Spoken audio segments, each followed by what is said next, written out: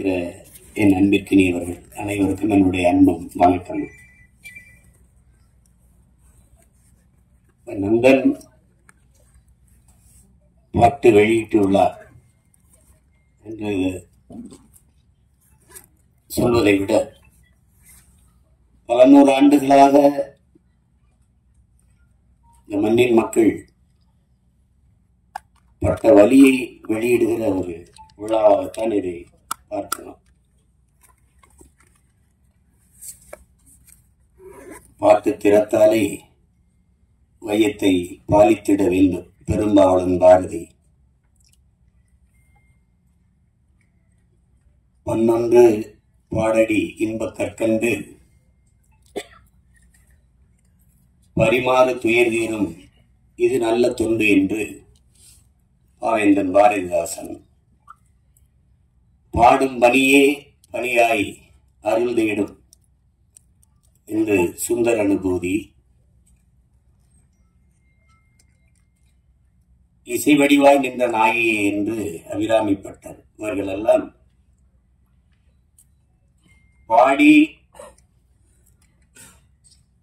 இந்த இசையால் உலகத்தின் எல்லா துயரங்களையும் போக்க முடியும், அளப்பெரிய இன்பத்தை அடைய முடியும். இசையால் இறைவனையே மயக்க முடியும், இறைவனையே காண முடியும் என்று எண்ணற்ற பெருமக்கள் தங்கள் பாக்களால் நிரூபித்திருக்கிறார்கள். ஆனால் இந்த இசை, நந்தன் வெளியிடுகிற இசை இறைவனை காண அல்ல, ஒரு நல்ல மனிதனை காண்பதற்கு, மானுடமுள்ள ஒரு மனிதனை காண்பதற்கு அவன் வெளியிடுகிற இசை. ஒளியை அடிப்படையாக வைத்து உருவாவதுதான் இசை. செவி வழியே சென்று இதயத்தை தடவி கேட்கும் உயிர்களை எல்லாம் மயக்கி தன்மையப்படுத்துகிற ஒளியே இசை, அந்த ஓசையே இசை. ஆனால் நந்தன் வெளியிடுகிற இசை இதயத்தை தடவப் போவதில்லை, அது தட்டும், பேரளவில் அது தாக்கும். அதுதான் நந்தனுடைய இசை. காரணம், அந்த இசையை மீட்டுகிற வீணை அதன் நரம்புகள் கம்பிகளால் ஆனவை அல்ல, இரத்தமும் சதையும் உள்ள மானுடனின் நரம்பினால் பின்னப்பட்டவை. செத்துப்போன மாட்டின் தோளிலிருந்து எடுத்து செய்யப்பட்ட பறவின் இசை அல்ல, உயிரோடு இருக்கிற மனிதனின் தோலை உரித்து உருவாக்கப்பட்ட பறவின் இசை. இது நாம் ஆடுவதற்கு அல்ல, அதிர்வதற்கு எழுப்பப்படுகிற இசை நந்தனின் இசை. நாம் கேட்டு சிலிப்பதற்கல்ல, சிந்திப்பதற்கு, நாம் ரசிப்பதற்கல்ல இந்த இசை, ஆழ்ந்து யோசிப்பதற்கு எழுப்பப்படுகிற இசைதான் என் தம்பி சரவணன் உருவாக்கி இருக்கிற நந்தனின் இசை. அந்த இசை நாயகன் என் அன்பு இளவர் சிப்ரான் அவர்களுக்கும், என்னுடைய அன்பிற்கினிய கவிஞர் ரவி அவர்களுக்கும் என்னுடைய பாராட்டுக்கள். இங்கே படத்தை பார்த்தவர்களோட படத்தை பற்றி சொல்ல தயங்குகிறாங்க. என் தம்பி சரவணன் கேட்டேன், கதை தெரிஞ்சிடுமோ அப்படின்னு. கதை தெரிஞ்சாதான் படம் பார்க்கவே வருவாங்க. அது எதுவும் அதுல படத்துல மறைந்தவர்கள் அதில் பேசுறதுன்னு கூட மறைச்சு மறைச்சு பேசுறாங்க. அது நீங்க போய் பாருங்க, நீங்க போய் பாருங்க, சொன்னாதான் பார்க்க வருவாங்க. அவங்க ஒரு சில படைப்புகள் தான் திரையரங்கு விட்டு வெளியில போன பிறகு அந்த கதையும் கதைக்களமும் கலா மாந்தர்களும் நம் பின்னாடியே வருவார்கள், நம் கூடவே பல நாட்கள் இருப்பார்கள், நம் கண்ணை விட்டு நம் உணர்வை விட்டு அகல மறுப்பார்கள். அப்படிப்பட்ட ஒரு தாக்கத்தை ஏற்படுத்திய படைப்பு தான் என்னுடைய தம்பி சரவணன் அவர்களுடைய படைப்பு நந்தன். பல நூறு ஆண்டுகளாக இந்த இனம் தூக்கி சுமந்து வருகிற வழியை திரை மொழியில் பதிவு செய்யப்பட்டிருக்கு. நந்தனை எரிக்கும் போது நந்தன் எப்படி கதறி அழுதிருப்பானோ அந்த கதறல் தான், அந்த கதறல்களின் சில சிதறல்கள் தான் இந்த திரைக்காவியம். இது இங்கே தம்பி சசி அவர்கள் சொல்லும் போது இது ஆகச்சிறந்த ஒரு பதிப்பு. அது டப்புன்னு இந்த படத்தை பார்த்து அப்படி மறந்துட்டு கடந்தெல்லாம் போக முடியாது. அவ்வளவு ஒரு பதிப்பு. அது ஒவ்வொரு காட்சிகளும் அவ்வளவு கவனமாக பதியப்பட்டிருக்கு அப்படிதான் நான் பார்க்கிறேன். இங்க பல நாட்கள் பார்க்கணும்னு என் தம்பி சரவணன் வலியுறுத்தி நேரம் இல்லாமையால் ரொம்ப நேரம் நெருக்கடிகளில் பார்த்தும் கூட அந்த படம் எவ்வளவு வேலைப்பாடும் என்னை விட்டு நீங்காத அந்த காட்சிகள் என்னை அழித்துக் கொண்டிருக்கிறது. அவ்வளவு பெரிய தாக்கத்தை அந்த படம் தந்திருக்கு. இதுல படத்தின் மாந்தர்கள், குறிப்பா என்னுடைய தம்பி சசி, அவன் நடித்த அயோத்தி படத்தை பார்த்து நான் பாராட்டினேன். என்னுடைய அருமை சகோதரர் ட்ரைடன் தியேட்டர் வந்தது ரவிதான் தயாரித்திருந்தார். அது ஒரு சிறந்த படம். ஆனால் என் தம்பி சசியாவே இருப்பான். அதுல அது கதாபாத்திரம் அவனை நகர்த்தான். ஆனா இந்த கதையில், இந்த படத்தில் முதல் பதிவிலிருந்து சசி நீங்க மறந்து விடுவீர்கள். சசி என்ற ஒரு நடிகன் நீங்கள் இதுவரை திரையில் பார்த்த அந்த கலையின் இல்லை. உண்மையிலேயே கூடுப்பானையாகவே வாழ்ந்திருப்பான். அப்படி ஒரு உடல் மொழி, அவனுடைய உரையாடல், உச்சரிப்பு அவ்வளவு அருமையான ஒரு வெளிப்பாடு. அது எவ்வளவு பாராட்டினாலும் தரும். அதற்கு பிறகு அது புதிய அறிமுகமாக இருக்கிற சுருதி அவர்களினுடைய கதாபாத்திரம், அதனுடைய பங்களிப்பு, புதியவர் என்று யாரும் சொல்ல முடியாது திரையில. என்னுடைய தம்பி சமுத்திரக்கனி படத்தில் சிறிய நேரம் வந்தாலும் அதுதான் அது. இந்த சமூகம் ஒரு மானுடனை எப்படி பார்க்கணும், சக மனிதனை அப்படிங்கிறத அந்த கதாபாத்திரம் சொல்லுது. ரொம்ப ஆழமான கதாபாத்திரம். இந்த மொத்த திரைக்கதையை தூக்கி நிறுத்துற ஒரு கதாபாத்திரம் இருக்கு. அதை நடிச்சிருக்கிறவர் என் தம்பி பாலாஜி சக்திவேல். நானும் என் தம்பி சசியும் பேசிட்டு இருக்கும்போது, பாலாஜி என்னடா அப்படி நடிச்சிருக்கா அப்படின்னு. அவன் கதாபாத்திரம் மட்டும் மொத்த படத்தையும் தாங்கி நிற்கும். ஒரே தூண்ல ஒரு பெரிய கட்டடத்தை தாங்கி நின்னா அப்படியே அப்படி நிக்கிறது அந்த கதாபாத்திரம். அவ்வளவு சிறப்பா செஞ்சிருக்காங்க. அது சும்மா சொல்ல முடியாது. தம்பி ஜிப்ரான் அவர்களுடைய இசை, தம்பி சமுத்திரக்கனி குறிப்பிட்டது மாதிரி, ஒரு அழகான நிறைய பூக்களை வச்சு கோர்க்கிற போது ஒரு நார் தான் அதை தாங்கி இருக்கும். அது மாதிரி நிறைய காட்சிகள் அவருடைய இசையால் அப்படி அது அந்த தாக்கத்தை மிக அருமையா, பின்னணி இசையில் அவ்வளவு அருமையா செஞ்சிருக்காரு. அதை ரொம்ப யோசிச்சுதான் வழிவகுத்துருக்காங்க ஜிப்ரான் தான் அது. ஏன்னா பின்னணி இசையில் ஒரு படத்தை தூக்கி நிறுத்துகிற ஆற்றல் ரொம்ப அரிதினும் அரிது. அது உலகத்திலே ஆகச்சிறந்த ஒரு இசை மேதை உண்டென்றால் அதற்கு நம்முடைய அப்பா இளையராஜா அவர்கள் தான்.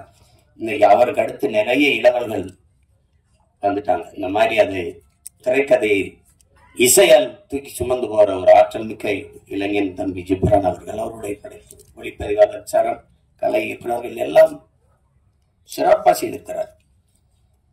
ஒரு அந்த புதியாக நடிச்சிருக்கிறாங்க நிலா, சுதாகர், அவங்க எல்லாம் தொழில்முறை நடிகர்கள் இல்லை. ஊர்ல இருக்கிறவங்க ஒருத்தர் கூட ஒரு தவறா ஒரு எப்படி சொல்றது முகபாவத்தை தந்திருக்க மாட்டாங்க. எல்லாம் உரிய அளவுல பிரமிச்சிருவீங்க நீங்க. இந்த மாதிரி நேர்த்தியான படங்கள் ரொம்ப நாளாச்சு. நம்முடைய வணக்கத்திற்குரிய ஐயா மகேந்திரன், என்னுடைய அப்பா பால்மேந்திரா, அப்பா பாரதி ராஜா, இவருடைய படங்கள்ல தான் அவ்வளவு பெரிய நேர்த்தி இருந்தது, அவ்வளவு ஒரு தாக்கம் இருந்தது. ஆனால் சில படங்கள் பொழுதை போக்கும். அதுக்கு வரியே நம்ம கேளிக்கை வரின்னு தான் இருக்கிறோம். இது பொழுது போக்கும். ஏதாவது ஒரு அரிதிலும் அரிதான படங்கள் தான் பொழுதை நல்ல பொழுதா ஆக்கும். இது ஆகச்சிறந்த பொழுதாக அந்த 2 மணி நேரம் 5 நிமிடத்தை சிறந்த பொழுதாக ஆக்குகிற ஒரு திரைக்காவியம் தான் நண்பன். அது என் தம்பி இதுக்கு முன்னாடி கத்துக்குட்டி இந்த உடன்பிறப்புலாம் எடுத்திருந்தாலும் கூட இந்த 3வது பதிப்பு மிக முத்தான பதிப்பு அப்படிதான் நான் பாக்குறேன். அது திரையரங்க படம் முடிச்சுட்டாங்க, ரொம்ப அவசரமா போனாங்கன்னா நான் போகவே இல்லை. என்னுடைய மனைவி எல்லாம் அந்த கடைசி காட்சியிலிருந்து திரும்பிக்கிட்டு அழுதுட்டு இருந்தாங்க. அவ்வளவு நெகிழ்ச்சியா இருந்தது. அது அவங்களுக்கு இவங்கெல்லாம் சொல்ல பயப்படுவாங்க கதையை. நான் சொல்ற கதை மிக ஆழமான கதை. தமிழ் நிலத்தில் மட்டும் இல்ல, இந்திய பெருநிலம் முழுமைக்கும் இன்றும் நம்மோடு இருக்கிற சக மனிதர்கள், நம்மை போல எலும்பு, நரம்பு, ரத்தம், சதை, பசி, உறக்கம், கனவு, நீர் கொண்ட சக மனிதர்கள் எவ்வளவு தூரம் இந்த மண்ணிலே நசுக்கப்படுகிறார்கள், ஒடுக்கப்படுகிறார்கள், ஒதுக்கப்படுகிறார்கள் என்பதை உணர்த்துகிற ஒரு ஒப்பற்ற திரைக்காவியம்தான் இந்த நந்தன். நாட்டின் இன்னைக்கு பொருளாதார அடிப்படையில் இடஒதுக்கீடை நாம் பேசுறோம், நாம் வரவேற்கிறோம். ஆனால் இடஒதுக்கீடு ஏன் கொண்டு வரப்பட்டது அப்படிங்கிறத நீங்க அறிவார்ந்த என் உறவுகள் நீங்க சிந்திச்சு பார்க்கணும். சீமான் இந்த தெருவில் போகக்கூடாது என்றது ஏழை என்பதற்காக அல்ல. என் உடன் பிறந்தவர்களே, இந்த கோயில்ல நான் நுழையக்கூடாது என்பது நான் ஏழை என்பதற்காக அல்ல. இந்த குளத்தில் நான் குளிக்கக்கூடாது என்பது நான் ஏழை என்பதற்காக அல்ல. நான் எளிமகன், ஈன சாதி, தாழ்ந்தவன், தீண்டத்தகாதவன் என்பதற்காக. எதன் பொருட்டு இங்கே எனக்கு கல்வி, வேலை வாய்ப்பு, அரசியல் அதிகாரம் மறுக்கப்பட்டதோ அதன் பொருட்டே அது கொடுக்கப்பட வேண்டும் என்பதற்காக உருவாக்கப்பட்ட ஒன்றுதான் வகுப்பு வாரி பிரதிநிதித்துவம். அதை நீங்க புரிஞ்சுக்கணும். ஏழை சீமான் நாளை அதானி அம்பானி ஆகிவிடலாம், பொருளாதார அளவுகள் மாறிவிடும். ஆனால் இன்றைக்கு இழிமகன் சீமான் எந்த உயரத்திற்கு போனாலும் என் மீது சுமத்தப்பட்ட சாதிய இழிவு போக மறுக்கிறது. அதற்கு சான்று சீமான் அல்ல, இந்த நாட்டின் முதல் குடிமகன் president of India Ram Nath Kovind கோயிலுக்கு வெளியே ஒரு மரத்து நிழல்லே குடும்பத்தோட யாகம் வளர்த்து கும்பிட்டு போனது இன்னும் இருக்கு. வரலாற்று நிகழ்கால நிஜம். நாட்டின் முதல் குடிமகன் Draupadi Murmu president of India, நாட்டின் பிரதம அமைச்சர் மாண்புமிகு ஐயா நரேந்திர மோடி ஒரு நாற்காலியில, ஐயா அத்வானி ஒரு நாற்காலியில அவர் வீட்டு வாசலில் அமர்ந்து பேசுகிறார்கள். அந்த அருமை பெருமகள் அந்த ஓரத்திலே கைகட்டி நின்று கொண்டிருக்கிறார். Citizen of president of India. இந்த நாட்டில் பெண்ணிய உரிமை பேசுகிறோம், பெண்களுக்கு இடஒதுக்கீடு பேசுகிறோம், சமத்துவம் பேசுகிறோம், சகோதரத்துவம் பேசுகிறோம், ஜனநாயகம் பேசுகிறோம். நாட்டின் முதல் குடிமகன், இந்திய நாட்டின் பிரதமர், இந்திய நாட்டின் பிரசிடென்ட் ஆஃப் இந்தியாவுக்கு அந்த நிலைமை என்றால் சாதாரண ஊராட்சி மன்ற பிரசிடென்ட் தலைவருக்கு என்ன நிலைமை இருக்கும் என்று என் தம்பி தங்கைகள், என் உடன் பிறந்தார்கள் சிந்திச்சு பாருங்க. இன்றைக்கும் கொடியேற்ற முடியாது. இங்கே எத்தனையோ மாமன்றங்களில் மாநகர மாமன்ற உறுப்பினர்கள் இருக்கிறார். அவையிலே தாழ்த்தப்பட்டவர்கள் இருப்பதற்கு இருக்கை போடப்படவில்லை என்பது இன்றும் நிகழ்கிறது. உயர் சாதிக்காரன் சுடுகாட்டு வழியே தாழ்ந்தவன் ஒருவன் இறந்து போனால் அவன் பிணத்தை எடுத்துட்டு போக முடியாது. எங்கோ அல்ல, நாகப்பட்டினத்தில் நிகழ்ந்தது. கோயிலுக்குள் நுழைய முடியாது, திறந்து போய் கும்பிடலா என்று சொல்ல ஒருத்தன் உள்ள பூட்டை போட்டு சாவி எடுத்துட்டு வர ஆள். ஏன் சிவனே நந்தனார் சரித்திரத்திலே 63 நாயன்மார்களில் ஒருவன் பறையன். அவன் சிவன் பக்தன், எவனுக்கும் சற்றும் குறைவில்லாத பக்தன் நந்தன். எத்தனை 100 ஆண்டுகளாக அந்த வழி துரத்துகிறது. இன்றும் பல நந்தன்கள், பல ஆயிரம் நந்தன்கள். நந்தன் வெளியிலே 63 நாயன்மார்களில் ஒருவன் சிவன் கோயிலுக்கு வெளியிலே சிவனை வழிபட தவிக்கிறான். எல்லோரும் உள்ளே. நந்தி அங்கே நிற்கிறது, சிவனை வழிபட மறக்கிறது. நந்தனுக்கு சிவன் தெரியாமல் நந்தி மறக்கிறது. அதை பார்த்த சிவன் நந்தியை நகர்த்தி வைத்தான் என்பது வரலாறு கதை. அப்போது என்ன கேட்க தோன்றும்? எந்த ஒரு மாணவர்களுக்கும் ஒரு கேள்வி எழும் இல்லையா? நந்தியை நகர்த்தி வைத்த சிவன் நந்தா உள்ளவாடா என்று ஏன் கூப்பிடல? இந்த கேள்வி எழுமா எழுமாயலாத? அப்ப இறைவனுக்கும் தீண்டாமை இருந்ததா? நீயும் சாதிய பாகுபாடு பார்த்தாய? இந்த கேள்விதான் படம், நந்தன் படம். சாதிய இழிவை துடைத்தெறிய போராடாமல் இருப்பதை விட செத்து ஒழிவதே மேலானது. அண்ணல் அம்பேத்கர். இந்த வார்த்தையில வலி இருக்குதா? அதை உணர முடியுதா? என்னைக்காவது என் உடன் பிறந்தவர்களை நீங்கள் இருந்து சாப்பிட்டு எழுந்த இடத்தை தண்ணீர் விட்டு கழுவியதை நீங்கள் பார்த்ததுண்டா? இந்த தெருவிலை நீ நடக்கக்கூடாது, இந்த கோயிலுக்குள் வரக்கூடாது என்று சொன்னதை நீங்கள் கேட்டதுண்டா? தோல் மேலே கையை போட்டு நீங்கள் என்ன சாதி என்று தெரிந்து கொள்வதற்கு நீங்கள் என்னாக என்று கேட்டதை நீங்க என்னைக்காவது அந்த வழியை உணர்ந்திருக்கிறீர்களா? உங்களை அழைத்துக் கொண்டு போய் உங்கள் அப்பா பேர் என்ன, உங்க ஊர் என்ன, உங்க அப்பா என்ன வேலை பார்க்கிறார், எந்த தெருவில் வாழ்கிறீர்கள், எதற்கு நீ என்ன சாதி என்று கண்டறிவதற்கு இந்த வழியெல்லாம் நீங்கள் அனுபவித்தது உண்டா? இந்த குளத்தில் நீ குளிக்க கூடாது என்று சொல்லுகின்ற தண்ணீரை வாய் வைத்து குடிக்க கூடாது, அண்ணாக்கத்தான். அது சுகாதாரம். இன்னைக்கு அண்ணாக்கு எல்லாரும் குடிக்கிறது வேறு. இரட்டை கோளை முறை அதெல்லாம் பார்த்தது உண்டா? நீங்க ஒவ்வொரு சாதிக்கும் ஒரு முடிவெடுத்துகிறவர் உண்டு, பார்த்து உண்டு. சலவை தொழிலாளி இந்த சாதிக்கு விழுக்கிறவர் தனி. இந்த குளத்துல தான் குளிக்கணும், மாறி குளிச்சனா கொலை விழுக்கும். இதெல்லாம் எங்க இருக்குன்னு நினைக்காது. இன்னும் இங்க இருக்கு, என்ன இருக்கு? எத்தனை ஊராட்சி மன்ற தலைவர்கள் இந்திய நாட்டின் விடுதலை கொடியை ஏற்ற முடியாமல் கொடி விடுதலை கொடி, ஆனால் அவன் பெற்றிருக்கிறானா?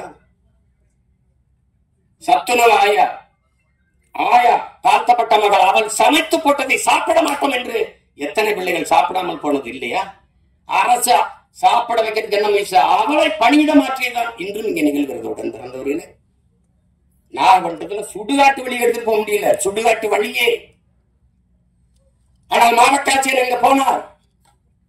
நீங்க எடுத்துட்டு போங்க, நான் பாப்போம்னு சொல்லல, மாற்று வழிதாரம் அங்க ஒன்றி துவச்சுக்கிறீங்க. இதுதான் நீங்க முன்ன இருக்கிற நிலைமை.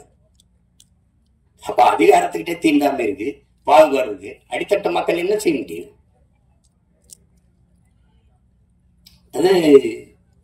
அது இன்னும் அந்த நந்தனை எரித்த தீ இன்னும் எரிந்து கொண்டுதான் இருக்கிறது. அதுதான் இந்த படம் வலியுறுத்துது. நீங்க சாதியை ஏற்றதாள்களை வைத்துக் கொண்டு சமூக முன்னேற்ற மேம்பாடு என்று பேசுவது மலக்குழியின் மேலே நீங்கள் போடுகிற மல்லிய பந்தலுக்கு சமங்கிறாரு அம்பேத்கர். அதான் நடக்குது, இன்னும் நடக்குது. ஆனா நம்ம சகோதரத்துவம் பேசுவோம், சமத்துவம் பேசுவோம். இந்திய அரசியல் அமைப்பு சட்டம் கொடுத்தது தமிழ்நாட்டுக்குள்ள 42 தொகுதி ஆதி குடிகளுக்கு, 2 தொகுதி பழங்குடி. ஆனா அரசியல் அமைப்பு தந்ததை தவிர இந்த கட்சிகள் கொடுத்தது எத்தனை? ஒண்ணு கிடையாது. அந்த முறை மட்டும் இல்லை என்றால் ஒருவன் கூட ஒரு சீட்டு கொடுத்துருக்க. இந்த காலத்திலையும் பொது தொகுதிக்கு நிறுத்துறதுக்கு, பொது தொகுதிக்கு ஆசைப்படக்கூடாதுன்னு சொல்றதுலாம் இருக்கத்தானே செய்யுது. மொத்தமா வச்சு சேதிக்கு தள்ளிட்டான் 2 மணி நேரம் 5 நிமிஷத்துல. மொத்தமா, அதாவது ஒரு பெரிய பெரிய அரசியல் பொது மேடையில பேச தயங்குறதை திரைமொழியில் மொழிபெயர்த்ததுக்காக என் தம்பி சரவணன் போற்றத்தக்கவன், பாராட்டப்படத்தக்கவன். யாரும் இந்த படத்தை தயாரிக்க மாட்டாங்கன்னு அவனுக்கு தெரியும். இந்த கதையை சொன்னா ஏத்துக்க மாட்டான், பயப்படும். ஆனால் பயப்படாம துணிஞ்சு அவன் என்ன பெரிய கோடீஸ்வரனா, பிச்சை எடுத்து அங்க 1000 வாங்கியிருப்பான், இங்க 2000 வாங்கியிருப்பான், இங்க 1 லட்சம் வாங்கியிருப்பான், 50,000 ரூபாய். அதை சேர்த்து வச்சு குருவி சேர்த்த மாதிரி வச்சு இந்த படத்தை எடுத்துட்டான். அந்த படத்தை எவ்வளவு திறமை இருந்தாலும் வாய்ப்பில்லை என்றால் அது வெளிப்படாது. ஆனால் இவ்வளவு ஒரு அற்புத திரைப்படத்தை கொண்டு போய் சேர்க்கிறேன்னு துணிந்து வந்த இந்த மகன் ரவி, ட்ரைடர் ரவி, எவ்வளவு நாளும் பாராட்ட. நெருக்கடியான நேரம் தான். நட்புக்காக என் தம்பி சமுத்திரக்கனி எல்லாம் அவன் 3 நாள் தேதி வாங்கினா, ஆனா ஒரே நாள் நடிக்க வச்சு மொத்த காட்சி எடுத்துட்டு அனுப்பிடுறான். இப்ப நான் நேற்று ராத்திரி இரவுல இறங்கி இப்ப போகணும், திருப்பி உடனே போய் இரவுல எனக்கு மதுரையில பொதுக்கூட்டம், திருப்பி போனாலும் என் தம்பியின் மேல நான் வச்சிருக்க பேரன்பு. ஒரு தம்பி படம் எடுத்தாலே வருவேன், எல்லா தம்பியும் சேர்ந்து எடுத்துருக்கான். படத்தை சொதப்பி வச்சா போடான்னு திட்டிட்டு போக நல்லாவே எடுத்திருக்கான், ரொம்ப நல்லாவே எடுத்திருக்கான். அவன் கூட்டி வரல சரவணன், படம் என்னை அழைத்து வந்திருக்கு.